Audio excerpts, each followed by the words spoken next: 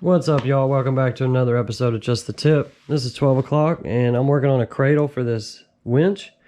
It's an electric winch. It goes on the trailer. If you want to know what it's for, you got to tune into the channel and watch the series on the trailer build. I got most of the holes drilled and I'm going to drill these two holes. I want to drill these two holes so these bolts go through the frame on this end. And to do that, I'm just going to set it up there and mark these holes. When I do put these in, these still have to be in line. So I need a bolt going through there to keep this in line until I'm ready to mark it. Well, this isn't going to work because when you go to set this on the frame, the bolt's in the way. So a little trick I used a long time ago is take the bolt out and back your nut off, up the bolt just a little bit, about the width of whatever you're going through, and set that in there.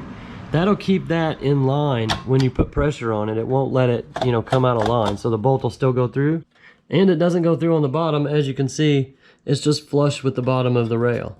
So now we can go set this in there on the frame. This will stay in line because the bolt's through there. So then once we set it on there, we can simply go and mark the hole in the frame where we're gonna drill.